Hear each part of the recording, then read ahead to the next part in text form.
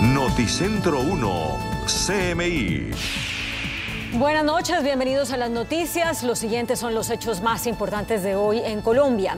El Centro Nacional de Consultoría y Noticentro 1 CMI presentarán esta noche en la edición central, a partir de las 9, la gran encuesta de los 100 primeros días del gobierno del presidente Gustavo Petro.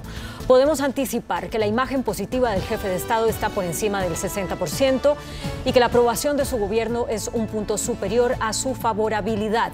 Esperen los resultados completos en nuestra emisión nacional a las 9 de la noche. El Tribunal Administrativo de Cundinamarca impuso una de las multas más altas en la historia del país. Se trata de una condena a la rama judicial y a Corfi Colombiana por 14 billones de pesos. La exorbitante sanción se dio tras analizar el caso de un hombre a quien, según el tribunal, le anularon irregularmente 3 CDTs en 1989. El presidente del tribunal, Rodrigo Mazabel, explicó a Noticentro 1 CMI los detalles de la sentencia, que ya es analizada por los abogados de Corfi Colombiana. Ampliación de esta noticia en nuestra emisión nacional a las 9 de la noche. Tarde caótica en Bogotá, una inclemente granizada inundó varias vías y colapsó el sistema Transmilenio. En caudalosos ríos quedaron convertidas calles de la zona de Chapinero, así como la calle 80 en el nororiente de Bogotá. El granizo taponó el alcantarillado, por lo que carros y motos quedaron atrapados en la inundación. En La Calera, una vez más, se desbordó la quebrada Morachi. Ampliación de esta noticia en nuestra emisión nacional a las 9 de la noche. Y las siguientes son las noticias más importantes del mundo hoy. Tropas rusas en franca retirada de la ciudad más importante que habían capturado en Ucrania. Cae la inflación en Estados Unidos y los mercados registran jornada histórica. 2 estados cuentan voto a voto y prolongan el suspenso en las elecciones de Estados Unidos. Biden se ríe de Trump y dice que se asegurará de que no vuelva a ser presidente de Estados Unidos. Emergencia en Florida por el huracán Nicole. Novedoso sistema usa microalgas para convertir CO2 en biomasa. Con Claudia Palacios y Luisa Tobo. Las tropas rusas huyen de Jersón, la ciudad ucraniana más importante de las capturadas durante la invasión. Las tropas de Ucrania ya han recuperado 12 localidades. Cuando las fuerzas rusas cruzaron el puente sobre el río Dnipro y entraron en la ciudad de Jersón, apenas unos días después del comienzo de la invasión a Ucrania del 24 de febrero, en Moscú se vivió un enorme éxito que le daría un seguro y rápido triunfo en la guerra. 8 meses después, Jersón era la única capital de provincia que habían podido tomar y que ahora tuvieron que abandonar ante el avance de la reconquista ucraniana. Las fuerzas de defensa de Kiev recuperaron 260 kilómetros cuadrados mientras los soldados de Putin comenzaron a replegarse en la región. De confirmarse, este repliegue supone un éxito mayúsculo para Ucrania y una derrota para el Kremlin. Con este panorama, Moscú así tiene que abandonar sus posiciones más occidentales en el país vecino. Una decisión lógica desde el punto de vista militar, pero un bajonazo para la imagen del segundo mayor ejército del mundo. Rusia se quedó sin trofeo, sin ninguna posibilidad de un avance firme hasta después del invierno en marzo o abril y con la península de Crimea, que invadió y anexionó en 2014, comprometida. Su único poder de fuego efectivo, más allá de las armas nucleares, son los drones que le provee el régimen de Irán.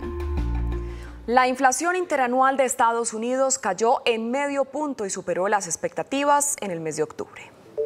La histórica inflación en Estados Unidos tomó un respiro en este octubre y cayó al 7,7% anual desde el 8,2% del mes anterior. Así lo reveló este jueves la Oficina de Estadísticas Laborales del Departamento del Trabajo. Es un mejor dato que el pronosticado por los expertos y llega una semana después de la 6ª subida consecutiva de los tipos de interés llevada a cabo por la Reserva Federal para controlar los precios. Los registros que disminuyeron durante este mes fueron los servicios de energía con una caída del 1,2%, el gas doméstico y el de vehículos usados, los mismos rubros que impulsaron el aumento de septiembre. Esta es la caída más pronunciada de la inflación en la principal economía del mundo en las últimas 4 mediciones de la Oficina Estadística, lo que puede indicar que el pico inflacionario ya ocurrió. Y Wall Street tuvo una jornada histórica luego de la caída de la inflación en Estados Unidos. La euforia se apoderó de los mercados financieros de todo el mundo. La Bolsa de Valores de Nueva York tuvo su mejor día desde abril de 2020. La consultora Janus Henderson explicó que la economía estadounidense no estará marcada por los resultados electorales, sino por la inflación, y que una desaceleración del aumento de los precios podría significar que la Reserva Federal no sea tan agresiva a la hora de subir tasas en su próxima reunión, que será en diciembre. Continúa la incertidumbre por la composición final del siguiente Congreso de Estados Unidos tras las elecciones de medio término. El escrutinio avanza lentamente y no hay una mayoría suficiente para declarar un ganador. La composición del futuro Congreso de Estados Unidos sigue en vilo cuando ya han transcurrido 2 días desde el cierre de los centros electorales, con contiendas clave tanto en la Cámara de Representantes como en el Senado todavía por decidir. El escrutinio avanzó muy poco durante el miércoles, lo que evitó que se alcanzaran las mayorías suficientes para declarar un ganador en ninguna de las 2 cámaras legislativas. Los escaños definidos están extremadamente divididos. Hasta el momento los demócratas han logrado quedarse con 48 de los puestos en el Senado, superados solo por 1 por los republicanos, que ya se hicieron con 49. Pero el ganador todavía está por definirse. La carrera por estados claves como Arizona o Nevada sigue abierta. Se prevé que los resultados de ambos se conozcan incluso dentro de varios días, ya que tienen una alta participación por correo que tarda en contarse. En la Cámara de Representantes la balanza parece inclinarse hacia el lado republicano. Dicho partido ya ha logrado quedarse con 209 de los escaños frente a los 191 que están controlados por los demócratas. Cabe resaltar que el tercer estado en disputa, Georgia, celebrará una segunda vuelta entre el candidato republicano y el demócrata el próximo 6 de diciembre, al no haber superado ninguno de los aspirantes el umbral del 50% de los votos en la primera vuelta. El presidente Joe Biden se ríe de Donald Trump, promete que se asegurará de que el republicano no vuelva a ser presidente de Estados Unidos. El mandatario estadounidense Joe Biden, durante su conferencia de prensa posterior a las elecciones intermedias del país, se rió cuando le preguntaron por la posibilidad de que el expresidente Trump sea el candidato republicano en las próximas elecciones presidenciales, y dijo que hará todo lo posible para que no pueda volver a la Casa Blanca. We just have to demonstrate that he will not take power if he does run.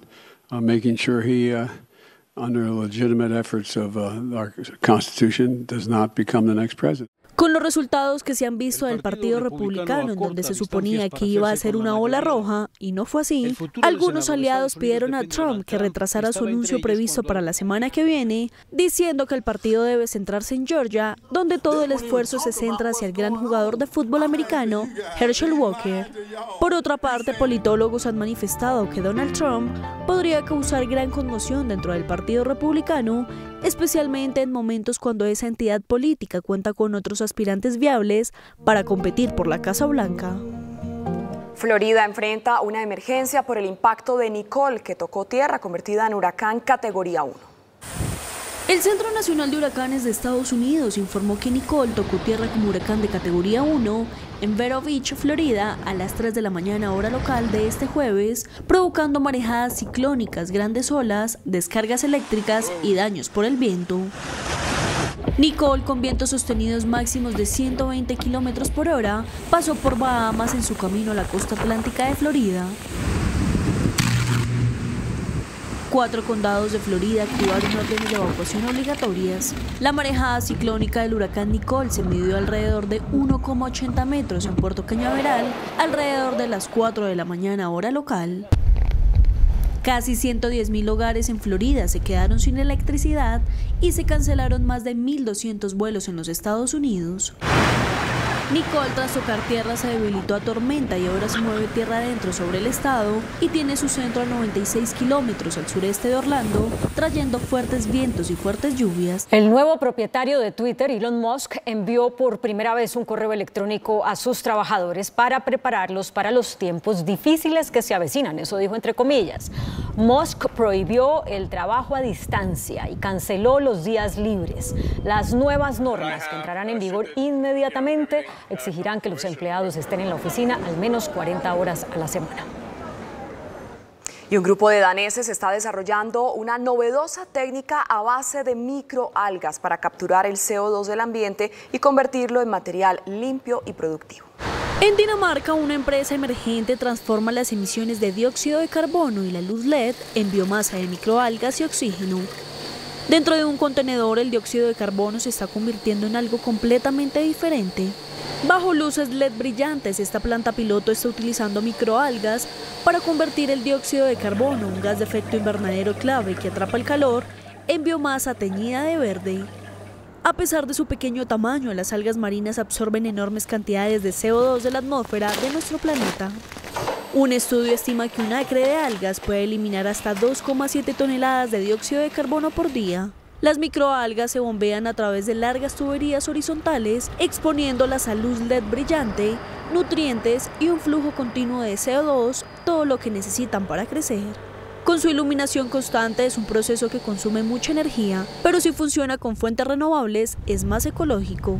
El dron taxi Velocity, hecho por una empresa alemana, realizó su primer vuelo integrado en el tráfico aéreo convencional cerca de París. Francia abrió un centro para probar taxis aéreos eléctricos, ya que busca presentar el primer servicio del mundo con la nueva categoría de aeronave a tiempo para los Juegos Olímpicos de Verano de 2024 en París. La empresa alemana Volocopter realizó hoy un primer vuelo integrado de su taxi aéreo eléctrico en el tráfico convencional cerca de París. El avión de prueba, denominado modelo 2X, que se asemeja a un gran dron con 8 rotores, despegó con un pasajero a bordo desde el vertipuerto en las afueras de la capital francesa y avanzó sobre el campo mientras otros aviones se encontraban en las cercanías. En la pista, el avión Velocity dio una idea del producto final que Volocopter espera que eventualmente se eleve a los cielos y sea completamente automatizado solo con pasajeros a bordo. Muy buenas noches.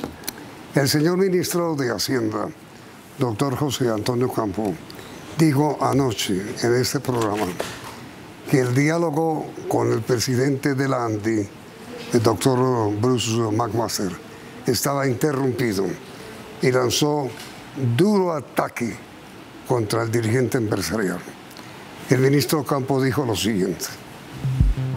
El jefe de la cartera de Finanzas Públicas reconoció que el diálogo con el dirigente gremial ha sido difícil. En el programa Pregunta Yamid, el ministro Campo advirtió que tiene buena relación con los empresarios e industriales, situación que no sucede con el presidente de la ANDI, Bruce McMaster. Es muy difícil hablar con el sector Bruce, eso le aseguro, pero como reitero, tengo muy buenas relaciones con muchos gremios.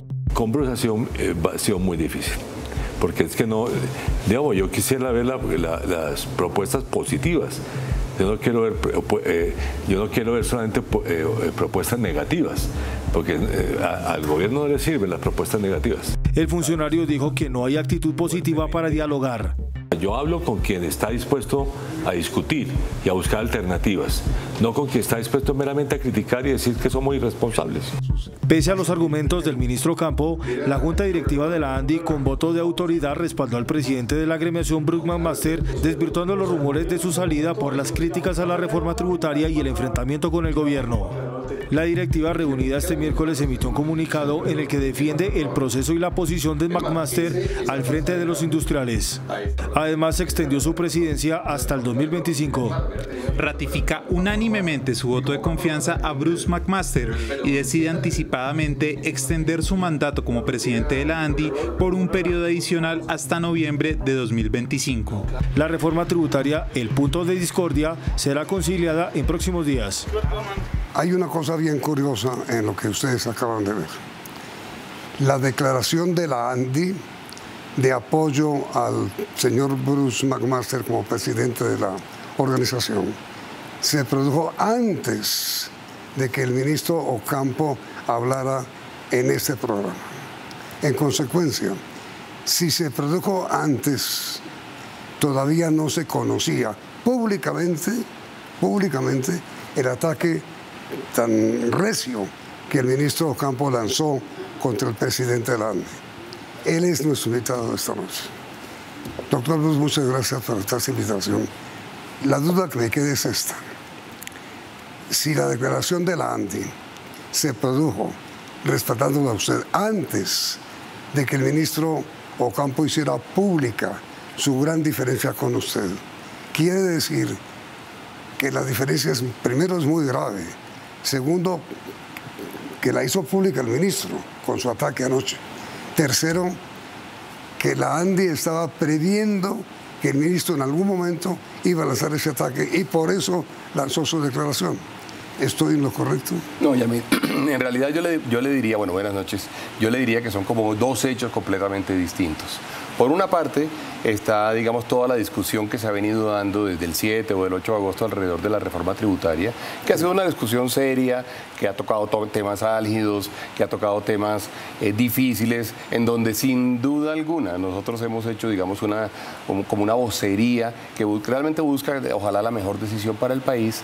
Y por otra parte pasó, digamos, lo que sucedió este día, lo que sucedió el día de ayer. Yo diría que la declaración de la ANDI es el resultado más bien como de hacer una evaluación de todo el trabajo que se hace durante la tributaria, de también tener en cuenta que había habido en medios de comunicación la idea de que yo de pronto me iba, o que yo de pronto me iba inclusive a lanzar a algo político, que es absolutamente falso. Además, se lo quiero decir de una vez, porque y quiero que ese mensaje quede muy, muy claro, y que por el contrario lo que había es una gran unidad alrededor del tipo de vocería que podemos hacer desde la ANDI.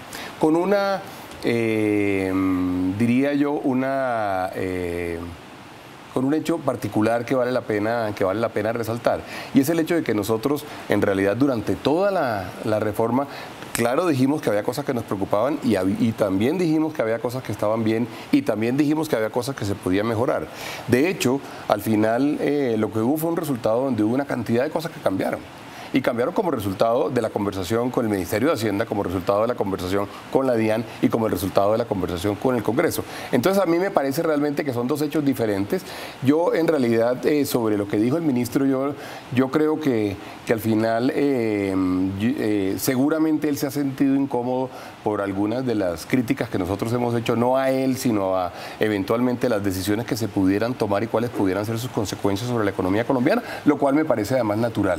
Uno, pues por supuesto, puede sentirse incómodo si uno está en el puesto del Ministerio de Hacienda, pero no se trata nunca ni de una agresión a él, ni de un ataque personal, ni de un rompimiento de parte nuestro en las relaciones personales. No es eso lo que nosotros realmente hemos querido hacer y esperamos además que el ministro lo entienda bien y que podamos establecer un mecanismo mediante el cual nosotros podamos apoyar, criticar, construir, eventualmente alertar sobre cosas que pasen alrededor de la política pública.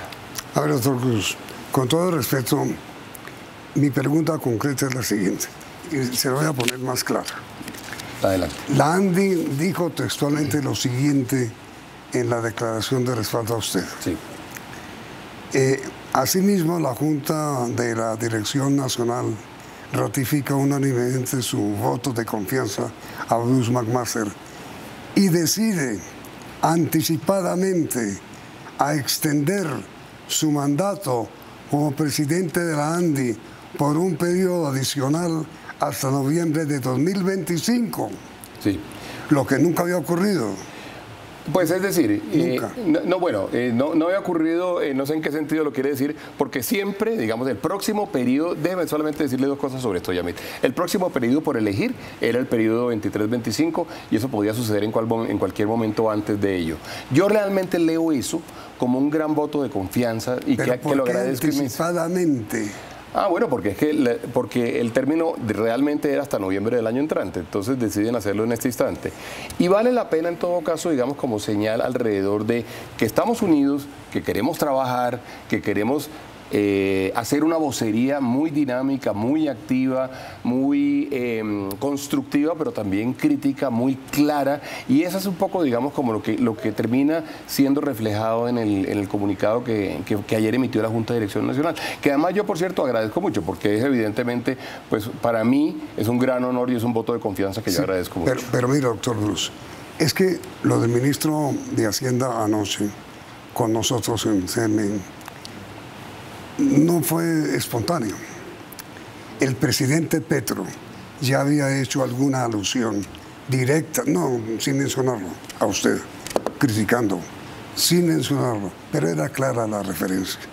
Lo cual indica, doctor Bruce, con todo respeto, que las relaciones entre el gobierno, presidente Petro, ministro Campo y la ANDI, representada en usted, no están bien. Pues yo diría que hay varias cosas, Yamil. Hay un trabajo muy grande con el gobierno, y ahora voy a llegar al presidente, no le voy a evitar la pregunta. Hay un trabajo grande con el gobierno en donde estamos nosotros en este momento trabajando con todos los ministerios, activa y constructivamente. Es más, le quiero contar una que es una primicia.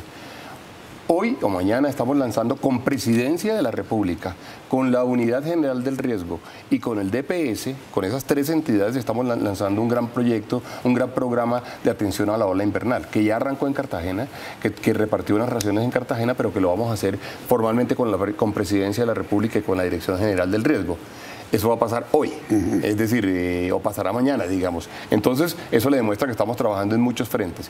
Yo entiendo perfectamente que el gobierno, el presidente o eventualmente el ministro de Hacienda, quien fue el líder de la tributaria, pues se haya sentido incómodo por unas observaciones que nosotros hicimos, que por cierto, y usted lo dijo ayer en el programa, son parte del trabajo normal de la democracia. Las personas pueden y deben decir cuando creen que hay algo que vale la pena ser resaltado, sobre lo cual hay necesidad de levantar una alarma o eventualmente puede ser mejorado. Y yo creo que hay un trabajo muy importante, y yo diría que es de la esencia justamente de la actividad gremial, por supuesto, usted lo dijo, y es de la esencia de la democracia. Entonces yo entiendo la incomodidad, yo realmente lo que hago es una invitación a decirle, vea, no se trata ni de una actitud frente al gobierno, porque no lo es, no es una actitud tampoco personal. Yo espero que nosotros podamos tener, por supuesto, una relación que sea lo más dinámica, lo más constructiva y lo más potente para Colombia posible. Yo espero eso. De nosotros deben esperar que vamos a ser constructivos, también deben esperar que vamos a ser suficientemente transparentes y vamos a tener la libertad de comentar pues, lo que nos parezca sobre la economía nacional. Cualquier persona enterada de las diferencias que han surgido desde hace rato entre el gobierno y la ANDI, entiende con este documento oficial de la ANDI que lo que hizo la ANDI, dicho en lenguaje clarísimo con esta declaración, es lo siguiente. Primero, ratifican la confianza en usted. Segundo, le piden como consecuencia de esa confianza que continúe más allá de su periodo normal. Tercero, que ese es el ejercicio, y lo dicen textualmente, de discusiones democráticas, dice la declaración. Cuarto, en consecuencia, esto suena, doctor McMaster, con respeto, a una declaración desafiante, en este sentido. Dice la Junta Directiva de la ANDI, si ustedes no están de acuerdo con las posiciones que han expuesto el doctor McMaster, lo lamentamos, pero está reiterando nuestra opinión. Segundo, no solamente ahora, sino que en el futuro también la va a tener. Es decir, cuidado con la Asociación Nacional de Empresarios, representada en Bruce McMaster. ¿Equivoco? Claro, eso yo le diría no es un desafío. Eso es básicamente una ratificación de la independencia gremial. Pero no es un desafío. Yo le diría, entre otras cosas le digo una cosa, yo creo que hay que hacer un ejercicio... Pero no suena desafiante, perdón que le interrumpa, decir no solamente lo mantenemos, sino que además lo prolongamos. Pero eso ni siquiera lo sabe en realidad el público. Pero si lo dice... Pero oiga, le voy a decir, eso no lo sabía el público en general. Pero lo que se termina diciendo es... Nosotros creemos que la asociación tiene una libertad que puede y debe ejercer. Creemos además que para la democracia es muy importante que exista esa libertad y que exista la libertad de todo, la libertad de elegir, la libertad de representarse, la libertad de poder ir a los diferentes espacios, y además abogamos por tener una Colombia deliberativa, democráticamente deliberativa. Y ese es el mensaje que está allí. Y lo dice de alguna forma, esta no es una entidad del Estado, esta no es una entidad del gobierno, esta es una entidad que representa al sector empresarial y el sector empresarial puede tomar sus decisiones. Entre otras cosas, a mí me parece que es muy interesante y yo creo que va a ser muy valioso para el gobierno de Gustavo Petro como para todos los gobiernos, poder tener un debate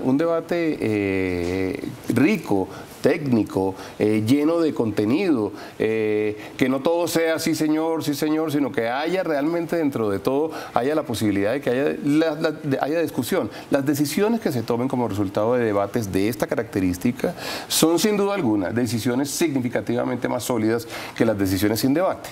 Si esta no es una declaración desafiante, como dice usted, ¿por qué razón la expidieron?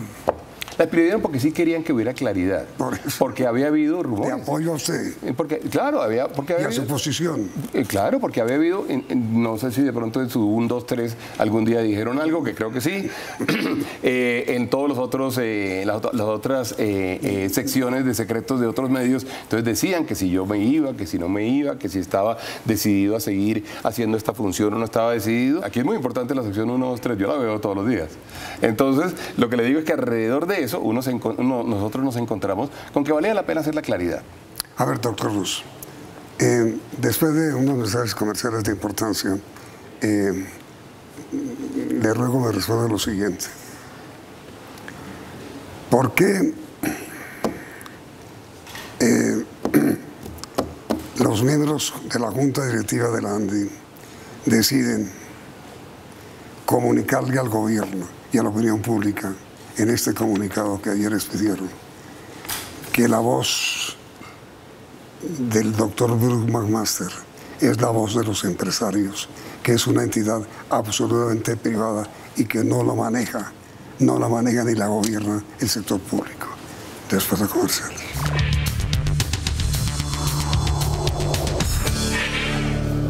Es decir, si a usted no le gusta la palabra desafiante, notificación. Esto es una empresa privada, no pública. Es una organización, no es una empresa, es una asociación, es una asociación privada. Claro que tiene un papel además en la sociedad. Así como hay partidos políticos, así como hay cortes, así como hay congreso, están los gremios que son pues activos y son activos. Sí. Y en Colombia son importantes, históricamente importantes. Dicho de esa manera, en mi mundo mando yo. Bueno, en el suyo manda usted. No, y en el aniversario también. ¿Y en el aniversario usted? No, en el mío manda mi junta y mi gente. Y yo soy un vocero de 1.500. ¿De la junta? Claro, de la Junta y de 1.500 afiliados. Entonces, que además, por cierto, la ANDI, no mucha gente sabe eso, en la ANDI hay 43 juntas distintas. Entonces, lo que le digo es, sí es una ratificación de que nosotros somos un estamento que queremos ser partícipes del debate nacional.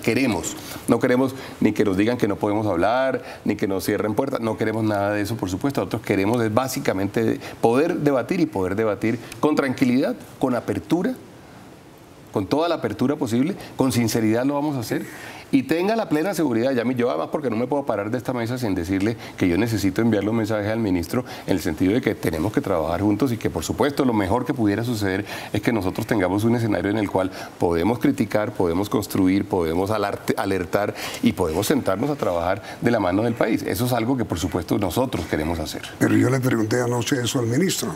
Y él dijo, claro, que estoy dispuesto a sentarme con él si es positivo, no si es negativo ni para darme palo, dijo él textualmente. Sí, yo creo que al final, cuando uno está en los cargos públicos, pues tiene en todo caso, está en el foco de la opinión pública, está en el foco de las decisiones del país, la probabilidad de que sea en un momento dado, no criticado él, pero criticada sus propuestas, sus decisiones, es altísima, eso siempre va a pasar.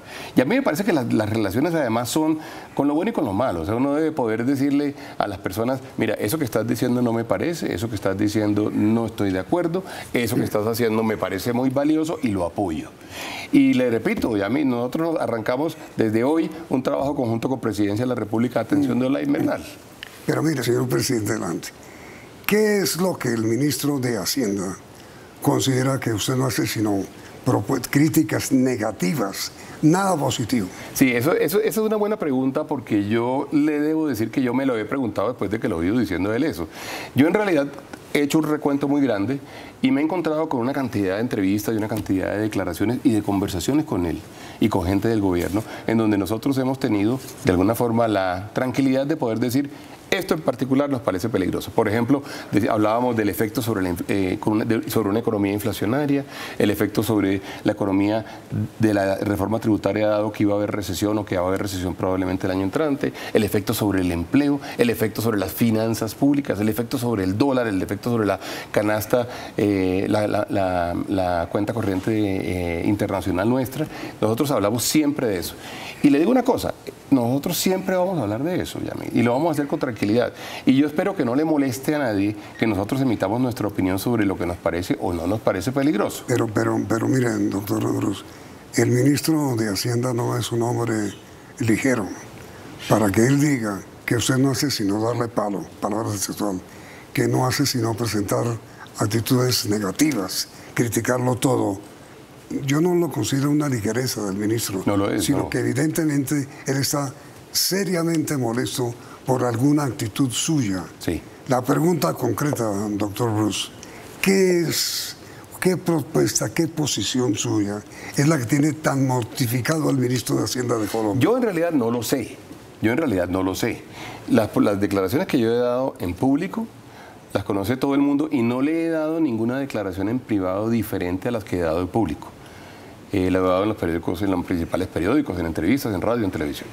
Y lo que nosotros hemos dicho ha sido lo mismo, ha sido consistentemente lo mismo. Por cierto, hemos hablado muy poco de impuestos. Hemos hablado sobre todo... ¿Pero por qué él está tan molesto con usted? Yo eso no lo sé, Yamil.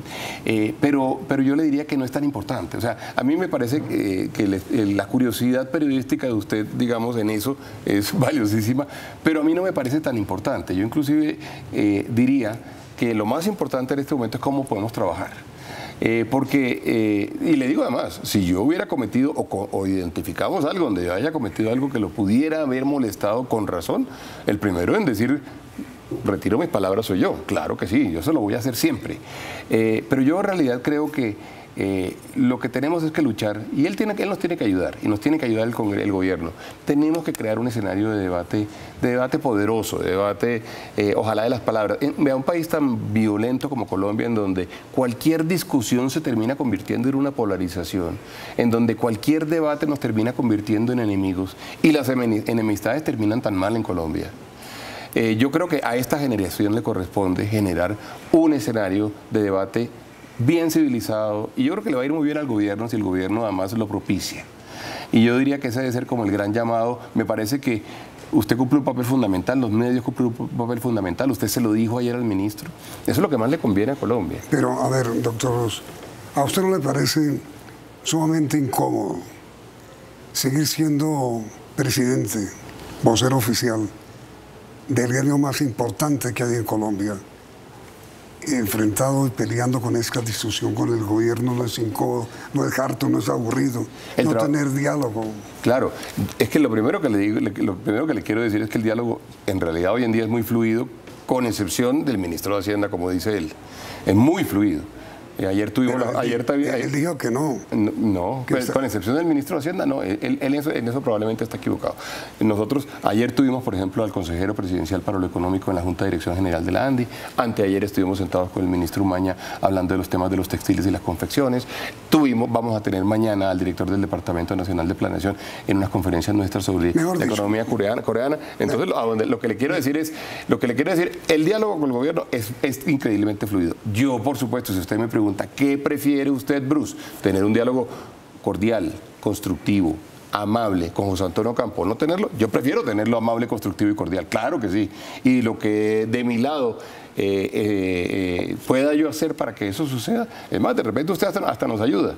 Y podemos eventualmente nosotros hacer, no sé si decirlo de esta forma, pero generar un espacio donde él se sienta más tranquilo. Yo no me siento incómodo, pero donde él se sienta más tranquilo y en donde él pueda aceptar la crítica con un poco más de tranquilidad. ¿Usted no siente que al gobierno le molesta que usted siga en la presidencia de la ANDI? No, creo, a mí no me han dicho eso. A mí no me han dicho eso y yo esperaría que no, pero no debería tampoco ser tan importante, porque la democracia es así, Yamit. La democracia es de personas que eventualmente piensan distinto, que están interesadas en lo mismo, que están interesadas en el bienestar del país y que tienen que tener los mecanismos para debatir a pesar de no estar de acuerdo. Mi pregunta final, doctor Bruce. Señor.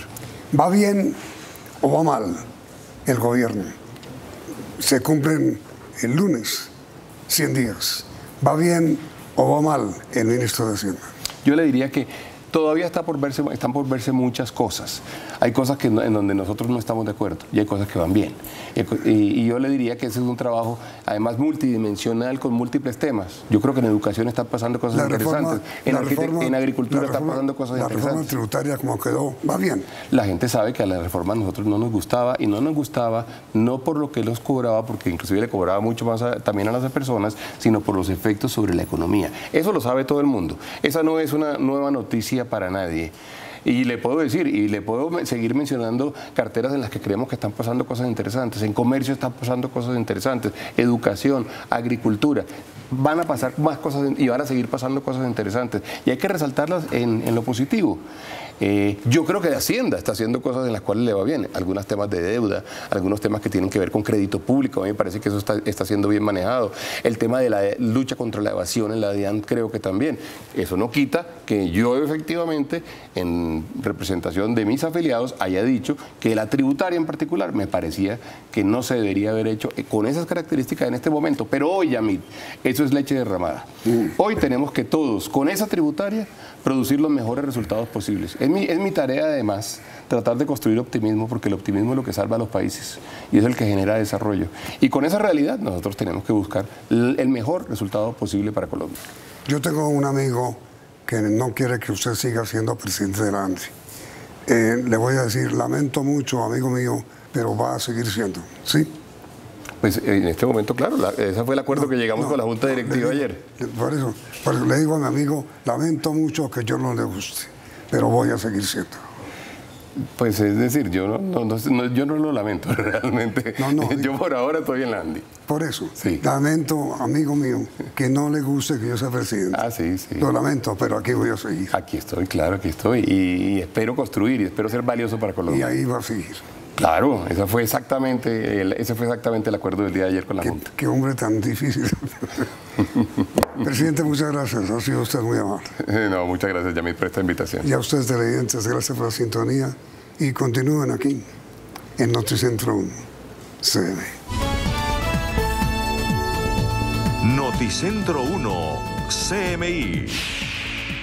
Encuesta sobre primeros 100 días de Gustavo Petro como presidente de la República. Investigación del Centro Nacional de Consultoría revela también imagen de la vicepresidenta Francia Márquez. Estudio revela si los colombianos creen que el país va por buen o por mal camino. Insólita historia de multimillonaria multa de tribunal contra la nación y contra la corporación financiera. Lista reforma tributaria, eliminados impuesto a iglesias y rebaja en renta a pequeñas y medianas empresas. Acuerdo de comisión de conciliación se radica mañana y la reforma será aprobada la próxima semana. Presidente Macron de Francia ofrece a presidente Petro ayuda para reforma agraria. Respaldo total de congresistas al actual trazado del metro elevado en Bogotá. Brutal invierno en el país. 765 municipios afectados. Granizada en Bogotá.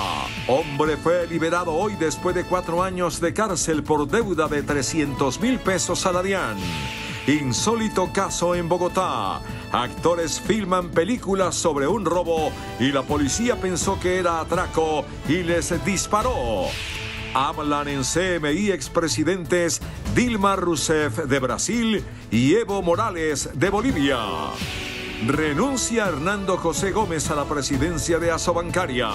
Informalidad en Colombia llega al 58%, revela el DANE. Con Claudia Palacios y Luisa Tobo. Iniciamos nuestra segunda hora de noticias. El Centro Nacional de Consultoría realizó para Noticentro 1 CMI un estudio de opinión sobre los 100 primeros días del presidente Gustavo Petro. Temas como la imagen del jefe de Estado y de la vicepresidenta Francia Márquez, así como la aprobación o desaprobación de la gestión del mandatario, hacen parte de la medición. Estos son los resultados. ¿Usted tiene una imagen positiva o negativa del presidente Gustavo Petro? Positiva 61%, negativa 23%, no sabe, no responde 16%. Por género. En el género masculino el presidente Petro tiene una imagen positiva del 64%, negativa del 25%, no sabe, no responde 11%. En el género femenino la imagen positiva es del 58%, la negativa del 22%, no sabe, no responde 20%. Por estratos. Estrato alto.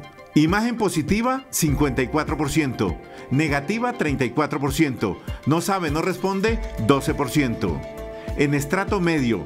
Imagen positiva 62%, negativa 27%, no sabe, no responde 11%.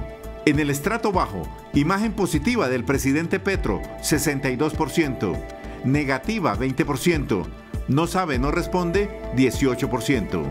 Por regiones, en la región Caribe, el presidente Petro tiene la mejor imagen. Positiva 74%, negativa 14%, no sabe, no responde 12%. En la región Pacífico, positiva 63%, negativa 24%, no sabe, no responde 13%. En la región Oriente, imagen positiva 59%, negativa 24%, no sabe, no responde 17%. En Bogotá, la imagen positiva del presidente Petro 54%, negativa 30%, no sabe, no responde 16%.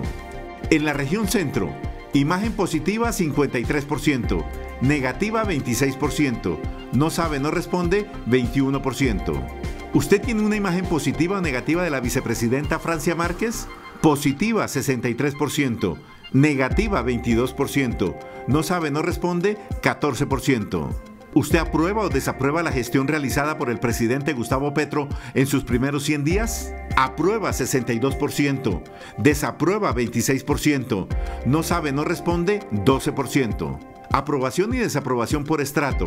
En el estrato alto, aprueban la gestión del presidente 50%, desaprueba 40%, no sabe, no responde 10%.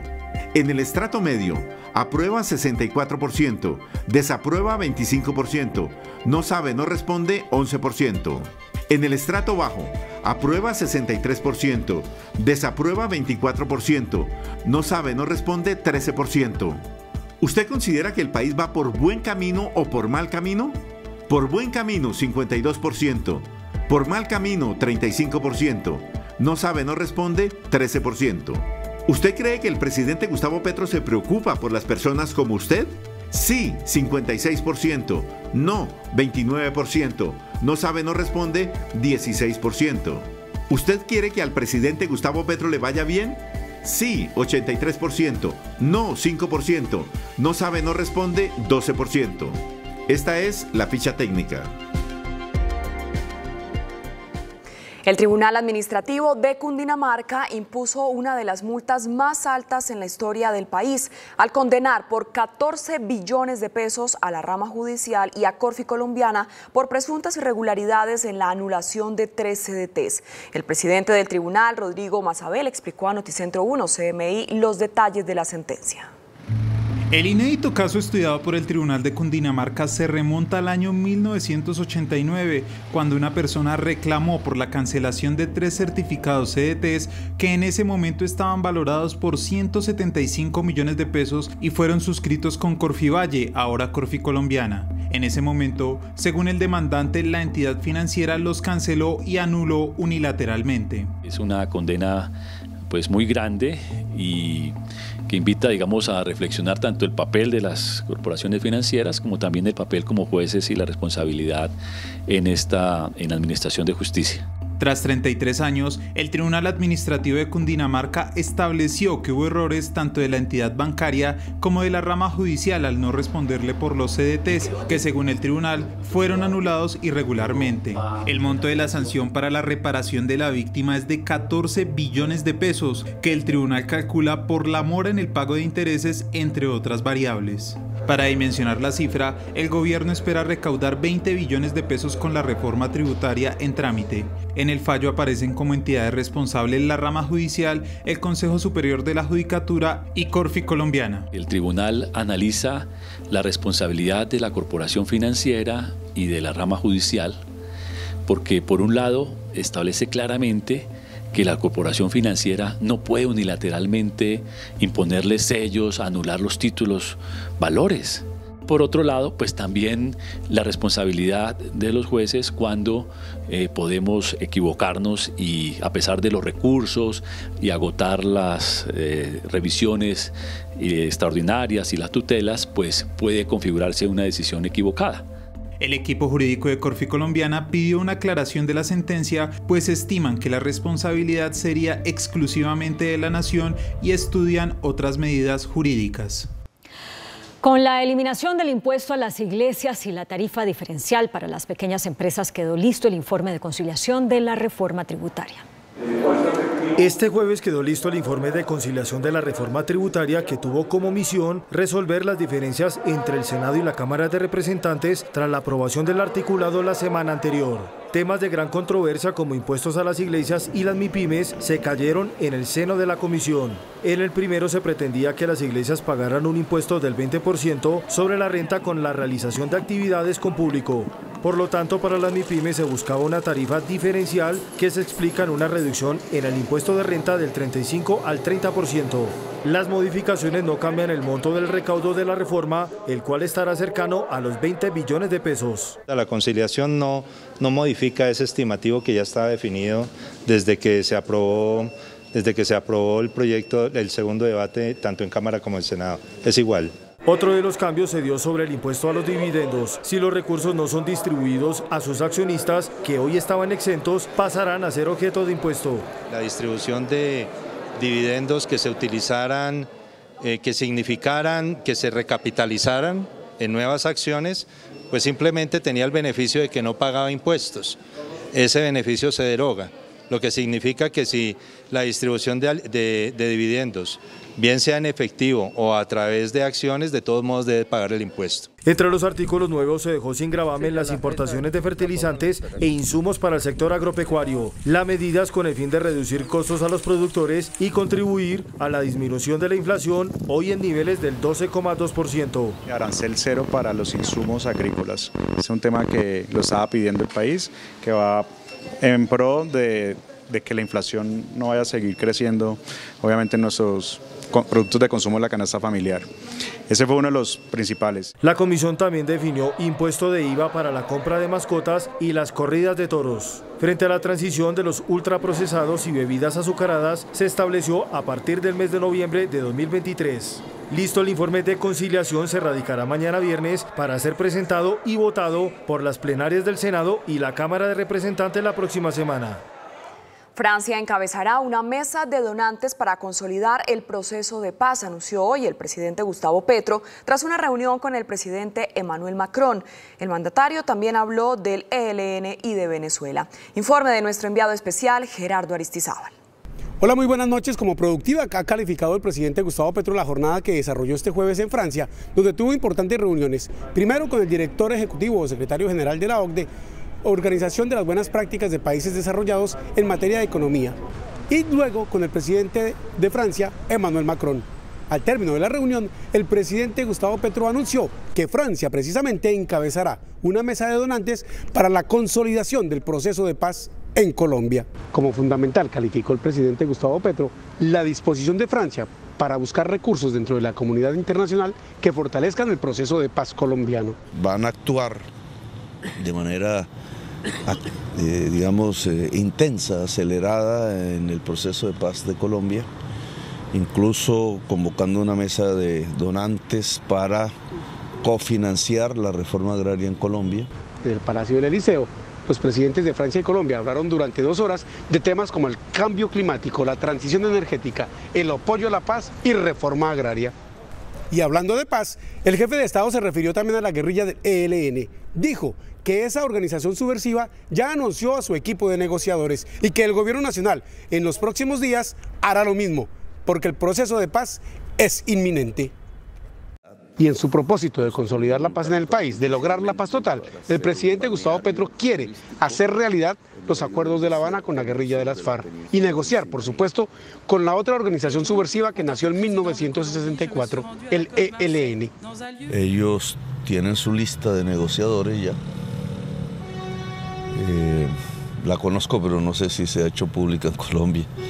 Nosotros tenemos que hacer el otro esfuerzo, el de la contraparte en la mesa de negociación. Aún no se ha definido el sitio, que tiene que hacerse de manera común. Es decir, el proceso de paz comienza ya. De acuerdo con el mandatario colombiano, con esa guerrilla, la del ELN, todo está dispuesto para que se inicie el ciclo de conversaciones. El mandatario colombiano también habló sobre el dólar, el sub y baje de la divisa norteamericana. Dijo que obedece a fenómenos internacionales y no a que él diga esto o aquello. Pues está bajando porque hubo elecciones en Estados Unidos. Es que cualquier estornudo en el mundo puede producir un alza o un bajón porque el sistema económico mundial goza de una alta inestabilidad actual y está enfermo. Y Venezuela sigue en la agenda del presidente Gustavo Petro. Hoy en su encuentro con el presidente de Francia, Emmanuel Macron, hablaron sobre la manera como debe hacerse el tránsito para las elecciones de 2024 en el vecino país. Yo agregué que tiene que haber un acuerdo de confianzas mutuas entre las partes y de un acuerdo de garantías, de convivencia, cualquiera que sea el sector político que gane en las elecciones del 24. Defenderemos la paz y la estabilidad, hablaremos de la situación en Venezuela, la negociación entre el régimen y la oposición que tienen que retomarse lo antes posible en México, primero con un acuerdo humanitario y después espero con garantías políticas. Este viernes culmina la agenda del presidente Gustavo Petro por Egipto, en África, y luego en Francia, que sostuvo durante los últimos 3 días. Desde París, Gerardo Aristizábal, Noticentro 1, CMI. La policía suspendió temporalmente a 5 uniformados que prestaban servicio en la unidad de reacción inmediata de Puente Aranda. La medida se tomó en medio de la investigación que se adelanta por la muerte en esa unidad de Juan Pablo González, acusado de abusar de una joven en Transmilenio. El ministro de Educación, Alejandro Gaviria, entregó detalles del plan de cobertura universal para ampliar el programa de alimentación escolar. En el plan de ampliación del programa de alimentación escolar se contempla la posibilidad de que este llegue a niños incluso en temporada de vacaciones. No es en todas las escuelas y colegios, es en algunos donde tenemos algunos problemas diagnosticados de desnutrición aguda, llevarlo por fuera del periodo escolar, o sea, en los meses de noviembre y diciembre e incluso en algunos casos en fines de semana, aprovechando la experiencia que se tuvo con el PAE domiciliario en épocas de pandemia.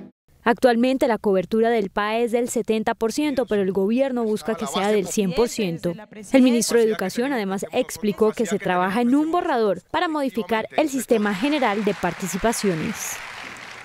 El ministro de Transporte, Guillermo Reyes, anunció nuevas rutas aéreas hacia Venezuela. Los gobiernos de Colombia y Venezuela avanzan en lo que serán las nuevas rutas aéreas entre Bogotá y Caracas después de la apertura de vuelos esta semana. De acuerdo con el ministro de Transporte, Guillermo Reyes, se estudian opciones entre Barranquilla y Caracas, además de Bogotá, Valencia, Medellín y Cartagena, y Margarita en Venezuela también están entre las líneas de conexión. Las estamos conversando. Ayer dejamos abiertas 2 posibilidades. Una, Barranquilla-Maiquetía, que opera para Caracas, en el caso de Satena, y en el caso de Turpial, la posibilidad de Valencia-Bogotá. El funcionario afirmó que por el momento se mantendrán 2 frecuencias semanales. 2 líneas o 2 frecuencias semanales, Bogotá-Caracas, Caracas-Bogotá. Por parte del gobierno venezolano, la aerolínea Turpial, que volará los días lunes y los días sábados. Avianca y Wingo ya tienen autorización del Aerocivil y están a la espera del aval del vecino país. Ambas aerolíneas están listas para arrancar operación. Hay varias que están autorizadas y necesitan o están aprobadas y falta la autorización. En el caso colombiano están Wingo, Avianca, Latam. Ambos países mantendrán un trabajo coordinado para establecer las autorizaciones correspondientes en el menor tiempo posible. La primera línea elevada del metro de Bogotá recibió el respaldo de la bancada de la capital en el Congreso. Piden al gobierno no dilatar el proyecto. Durante el primer encuentro del bloque parlamentario con la alcaldesa de Bogotá y los ministros del Gobierno Nacional, la gran preocupación fue la modificación de la primera línea del metro. Todos, sin importar la ideología política, respaldaron el proyecto tal y como está. La posición desde la presidencia del Congreso es metro ya, sin dilaciones. Y ojo, alcaldesa, subterranizan o le maman gallo a la primera línea y la segunda línea nunca va. Incluso la alcaldesa Claudia López se mostró en contra de gastar plata en subterranizar un tramo por la Caracas. Le vamos a decir a la gente de Soacha, Bosa y Ciudad Bolívar, que podría tener la tercera línea de metro de Bogotá, que no vamos a financiar eso porque escogimos hacerle un pedazo de metro más bonito a Chapinero. A su turno, el ministro de Transporte, Guillermo Reyes, aclaró cuál es la intención del gobierno. No hay una orden, no hay ninguna imposición, hay una solicitud respetuosa. En el encuentro y de cara a la construcción del Plan Nacional de Desarrollo, Bogotá propuso fortalecer el pie de fuerza y tramitar una ley para evitar que los delincuentes queden en libertad. Un sistema de justicia penal restaurativa, de penas cortas, de menos de un año, pero eficaces. El gobierno se comprometió a financiar los proyectos de infraestructura de Bogotá Región, como el tren de cercanías por el norte, la calle 13 y la segunda línea del metro. La ministra delegataria en funciones presidenciales, Gloria Inés Ramírez, acaba de entregar detalles del impacto de las lluvias en el país. Con ella está William Parra. William, buenas noches, detalles de la información. Compañera, muy buenas noches. Se cumple la 8ª cumbre de la Organización de Puebla. Estamos aquí en Santa Marta, donde hoy se ha cumplido el primer día de debates, donde se ha hablado sobre el nuevo rumbo de integración que tiene la región latinoamericana.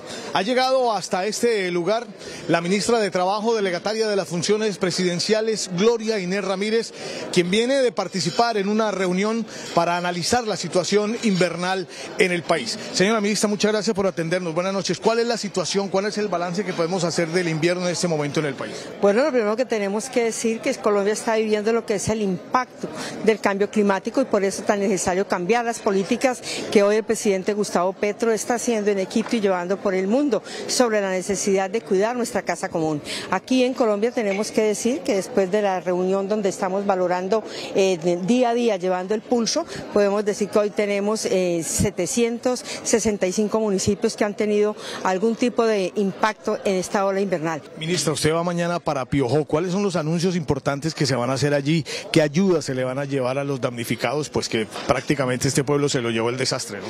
Sí, vamos a estar en Piojó, no solamente conociendo en terreno la magnitud del desastre que ellos están viviendo, sino además entregar las medidas de urgencia que tiene la Oficina Nacional de Desastres, que tiene que ver con los primeros kits de sobrevivencia, y estaremos también trabajando con ellos las propuestas estructurales para que efectivamente en próximas olas invernales que vamos a tener, que se van a profundizar en el fin de semana, pues tengamos una propuesta concitada y consensuada con la comunidad para mirar cómo vamos a hacer los reasentamientos si son necesarios, y en el caso tratar con las comunidades cómo vamos a trabajar lo que tiene que ver con el cementerio que ha quedado sepultado por las aguas. Bueno, ministra, muchísimas gracias. Gloria Inés Ramírez es la ministra delegataria de Funciones Presidenciales, quien está participando también aquí en esta 8ª cumbre del Grupo de Puebla, la región unida por el cambio. Y precisamente sobre eso se ha hablado,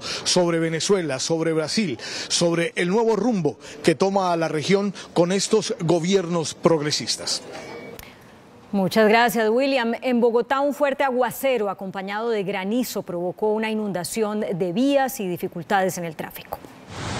En caudalosos ríos quedaron convertidas las calles de Chapinero.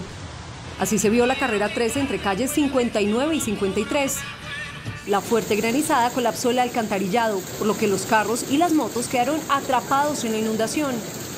Uno de los puntos más críticos fue el paso deprimido de la avenida Caracas con calle 80. La capa de agua era tan profunda que impidió el paso de los buses y varios conductores que desafiaron la inundación tuvieron que empujar sus vehículos. En La Calera, una vez más se desbordó la quebrada Morazzi. El agua sí abrió paso entre las vías principales y locales comerciales.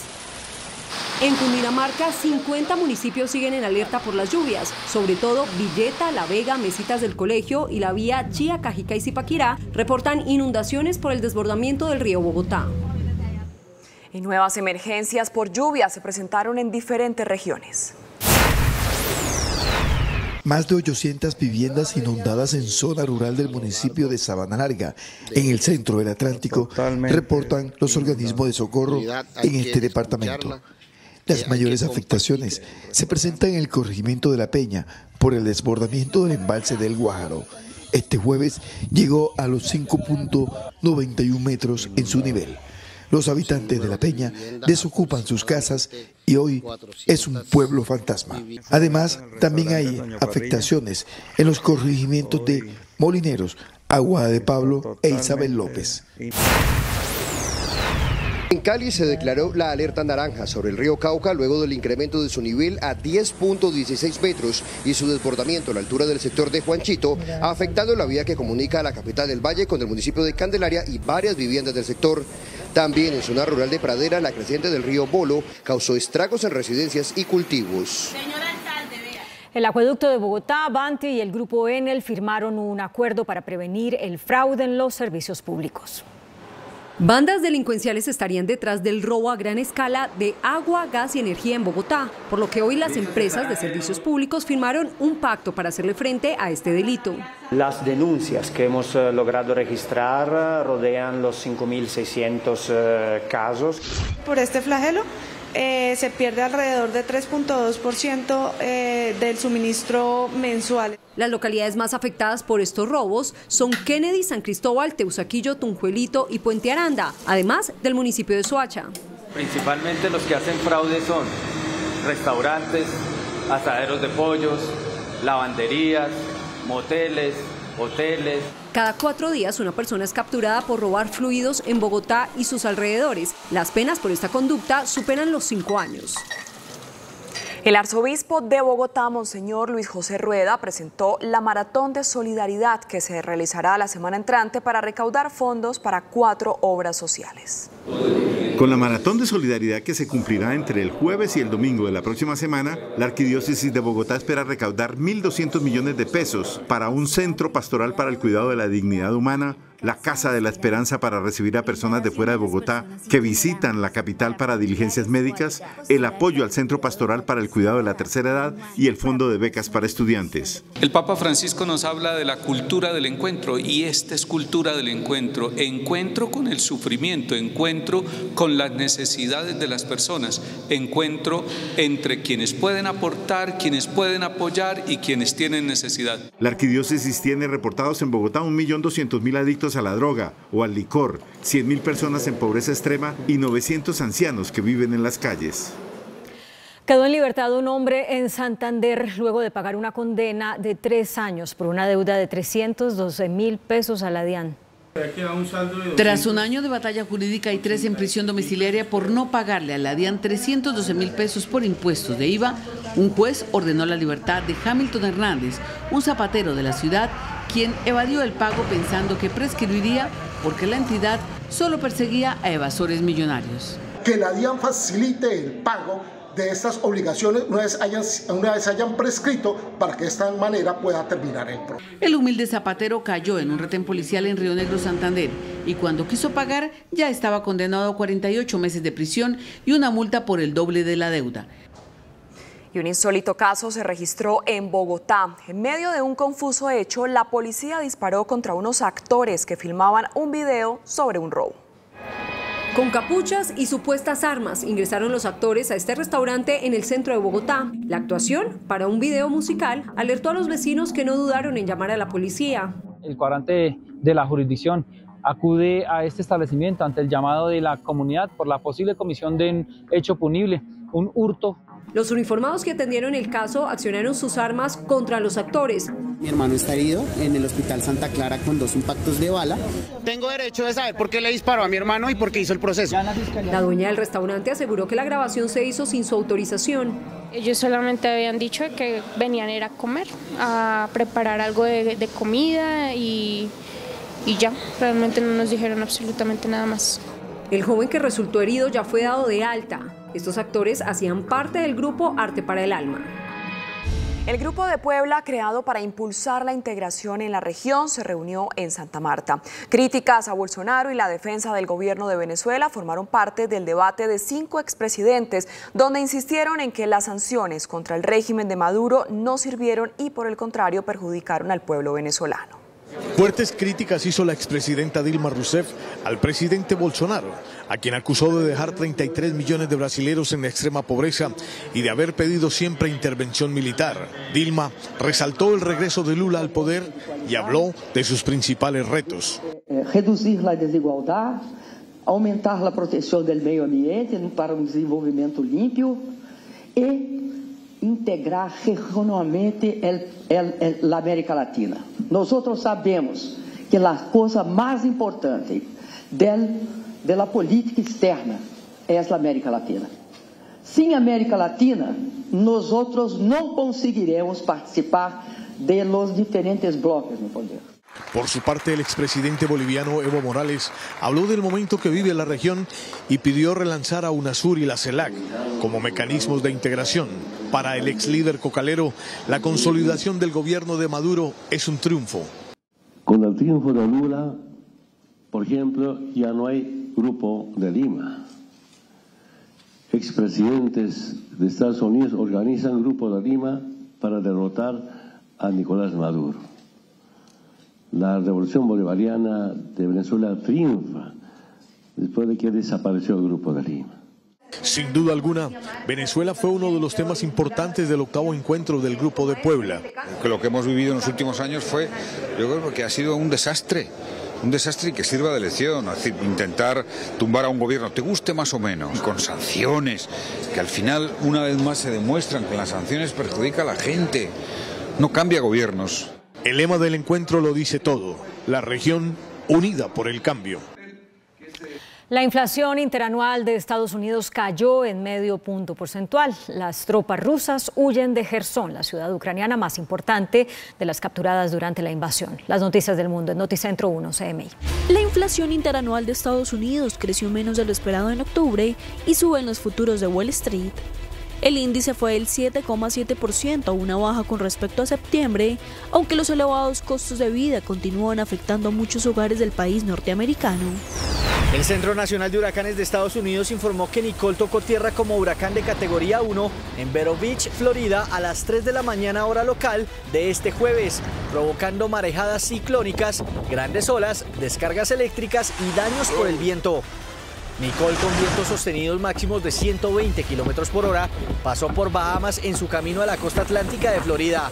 Casi 110.000 hogares en Florida se quedaron sin electricidad y se cancelaron más de 1.200 vuelos en los Estados Unidos. El ejército ucraniano recuperó 12 localidades en la región de Jersón, en el sur del país, y donde los rusos anunciaron retirarse bajo la presión de una contraofensiva de Kiev. Según el comandante ucraniano, las tropas de su país han recuperado una superficie total de 1.381 kilómetros cuadrados y 41 localidades en 40 días. El ministro de Hacienda, José Antonio Ocampo, anunció la reactivación de varios contratos petroleros que se encuentran en trámite y suspendidos. El gobierno en resultados preliminares agiliza la reactivación de varios contratos de hidrocarburos en el país. El inventario incluye cerca de 200 proyectos, de los cuales 121 están en ejecución, 37 se encuentran en trámite y 36 están suspendidos. Sobre estos últimos, alrededor de 73 contratos se trabaja a toda marcha. Entre una quinta y una tercera parte son exitosos, pero digamos si una parte incluso la quinta parte, digamos, de esos contratos son exitosos, tendremos unos recursos, unas reservas adicionales muy importantes. El funcionario afirmó que de ello dependerá la apertura de nuevos contratos exploratorios, reconociendo la importancia del sector petrolero para los ingresos de la nación. Para ver, digamos, si se requiere realmente trabajar en nuevos contratos, pero, digamos, no estamos cerrados a esa posibilidad. Por otro lado, el ministro Ocampo anunció asignaciones presupuestales por $1 billón para hacerle frente a la ola invernal. 4 miembros de la Junta Directiva de Sura presentaron su renuncia. Sebastián Orjuela, Luis Santiago Cuartas, Pablo Londoño y Luis Javier Zuluaga son los 4 miembros de la Junta Directiva del Grupo Sura que presentaron hoy su renuncia y no representan los intereses del accionista Jaime Gilinski. Al parecer, la decisión colectiva obedece a la convocatoria que hizo Jaime Gilinski de una asamblea extraordinaria de la compañía para pedir que se modifiquen los estatutos de la empresa y que sea la asamblea de accionistas y no la junta directiva quien decida sobre la OPA por Nutresa. El revolcón en el Grupo Sura significa que no habrá quórum para discutir sobre la OPA en la junta y el viernes 18 de noviembre es el último día del periodo de aceptaciones para decidir si Sura vende su parte en Nutresa a los árabes. Renunció a su cargo el presidente de la Asociación Bancaria, Hernando José Gómez. Después de 20 días de haber sido ratificado por la Junta Directiva, Hernando José Gómez renunció a la presidencia de la Asobancaria, cargo que venía desempeñando desde hace 2 años. Gómez, que fue defensor de la agremiación durante el debate de la reforma tributaria, habría renunciado por temas personales. Este viernes se daría una reunión de la Junta Directiva para definir el nuevo rumbo de la presidencia del gremio que representa al sector bancario del país. El DANE reveló una caída en la informalidad laboral. El DANE reveló que entre julio y septiembre hubo 12,9 millones de trabajadores informales en el país. La proporción de ocupados informales fue de 58,3%, lo que significó una disminución de 1,6 puntos porcentuales respecto al mismo trimestre del año anterior. Las ciudades que presentaron mayor proporción de informalidad fueron Riohacha con 68,6%, Sincelejo con 68,3% y Cúcuta con 67,9%. Mientras que las ciudades con menor proporción de informalidad fueron Manizales con 35,8%, Bogotá con 36,0% y Medellín con 39,2%. A sanción de la alcaldesa Claudia López pasó el acuerdo que autoriza el ingreso de la capital a la región metropolitana Bogotá-Cundinamarca. La plenaria del Consejo Distrital aprobó el ingreso de Bogotá a la región metropolitana con Cundinamarca. Estamos buscando esa interacción entre Cundinamarca y Bogotá para todos los temas de movilidad. Hoy existen, pero no están organizados. Los detractores advierten que la figura asociativa aumentará los impuestos como el predial, el de vehículos y además permite cobrar valorizaciones regionales. Se desata una nueva cascada de impuestos, por ejemplo, se aumenta en el 0,2% la sobretasa al impuesto vehicular. La valorización, ese tributo tan antipático para los bogotanos, ya no tendrá que venir al Consejo de Bogotá. La región metropolitana ahora pasa a sanción de la alcaldesa Claudia López. El índice de capitalización de la bolsa, que mide el comportamiento de las 20 principales acciones, cerró al alza. El índice selectivo MSCI Colcap de la Bolsa de Valores de Colombia subió 2,30% a 1.278 puntos. La acción preferencial de Cementos Argos fue la que más subió, con una valorización de 9,52% a 2.520 pesos. La acción de la Bolsa de Valores de Colombia fue la que más bajó, con una pérdida de 3,50% a 7.715 pesos. La acción más negociada de la jornada fue la de Ecopetrol, al movilizar más de 34.000 millones de pesos, con una variación positiva de 8,25% a 2.599 pesos. El dólar cerró a la baja. Indicadores económicos en Noticentro 1 CMI. La tasa representativa del mercado que regirá para mañana viernes será de 4.806 pesos con 7 centavos. Los profesionales del cambio compran la divisa en promedio en 4.820 pesos y la venden en 4.900 pesos. Un euro cuesta 4.903 pesos. La libra de café en Nueva York se cotizó a $1.71. El azúcar se transó en 19,39 centavos de dólar la libra. El barril de petróleo WTI se cotizó en $86.19. La referencia Brent para Colombia se cotizó en $93.35. Una acción de Ecopetrol cuesta 2.599 pesos. Atención, hay una noticia al cierre. Esta noche renunció a su cargo el presidente de la empresa de teléfonos de Bogotá, Sergio González. La Junta aceptó la dimisión.